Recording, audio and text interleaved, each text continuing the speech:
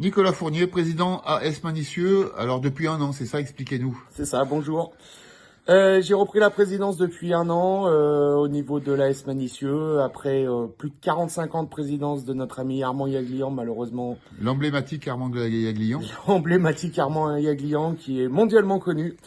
Voilà, le passage de deux autres présidents qui ont fait l'intermédiaire et puis me voilà aux rênes de l'association. Qu'est-ce qui motive à prendre une association comme l'AS Manicieux?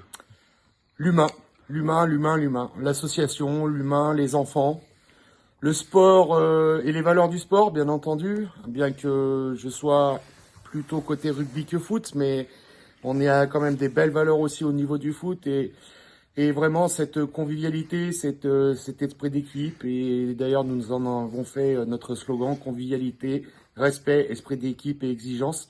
Et ce qui nous caractérise bien, en sachant que convivialité était mis en tête et c'est pas pour rien. Okay. On va quand même parler un petit peu sport. L'AS Manicieux, club atypique, 3 équipes à 11. Expliquez-nous ça. Totalement, un club totalement atypique, orienté totalement sur l'inclusion, c'est-à-dire qu'aujourd'hui l'AS Manicieux c'est le foot pour tous. Donc aucune détection sur aucune des catégories.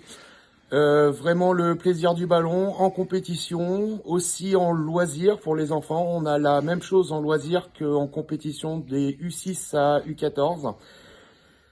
Que des seniors loisirs cette année et je pense que l'année prochaine ça sera encore plus.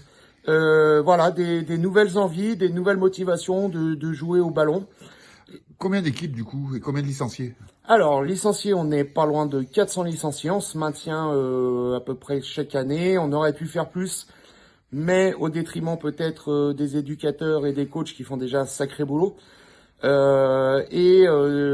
avons plus de 22 équipes. Donc 22 équipes, mais énormément d'équipes qui sont alors en foot d'animation et en loisir, puisque sur le foot à 11, vous avez combien? 3, 4 équipes sur le foot à 11 Alors, compétition? Sur le foot à 11 compétition, on n'a que les 15, les 17 et les 20. D'accord. Voilà. Et tout le reste, c'est du loisir? Alors, le reste, après, c'est de la préformation et de Ouais, voilà. foot animation, pardon. Foot animation, mais tout le reste, c'est que du loisir. Alors, c'est quoi l'ambition dans ce contexte, alors que du loisir? Alors, l'ambition, elle est vraiment pas orientée par rapport à nos confrères élite, performance. Elle est vraiment orientée l'accessibilité du foot pour tous. Et vraiment dans tous les domaines d'activité, on va être précurseur aussi, je pense, sur beaucoup de nouvelles disciplines. On adore recevoir le foot en marchant, par exemple, du district. Voilà, on propose à nos enfants aussi pendant les stages tout ce qui est le golf foot, le footnet, des choses comme ça. La seule chose à laquelle on freine un petit peu des cas de fer parce qu'on n'a pas la possibilité de le faire aujourd'hui, c'est le foot électronique, comme je l'appelle.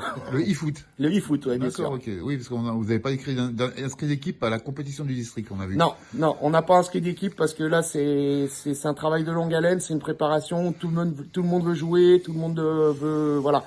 Et on essaye d'avoir une détection.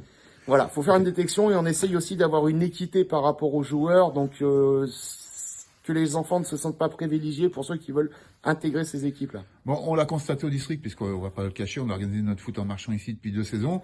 Il y a une vie associative très très très riche avec une équipe de bénévoles. Alors on pourrait dire au top, mais une équipe de bénévoles où on a l'impression que c'est presque un métier d'être bénévole chez vous. Oui, c'est une sacrée logistique. On est capable de faire d'énormes événements, de recevoir 5, 600, 700 personnes sur un week-end, comme de recevoir en foot en marchant une petite centaine de personnes sur une soirée, et d'arriver à créer la même ambiance. Et à mobiliser les gens surtout.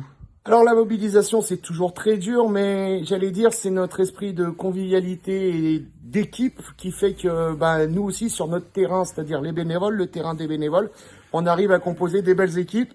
Et là, je pense que dans beaucoup de clubs, on est en tête de championnat. Ok. Alors, on va poser 2 dernières questions.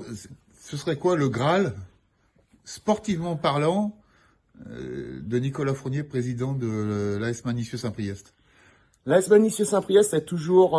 sportivement, on dit. Sportivement. Dans son ADN, l'AS Saint-Priest a toujours porté très haut le sport féminin. Voilà.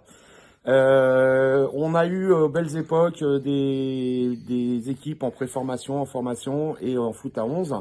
Et ça serait vraiment le Graal de pouvoir recréer tout ça et de monter à un niveau certain ces équipes-là. Donc le Graal, ce serait le foot, la L1 en foot féminin.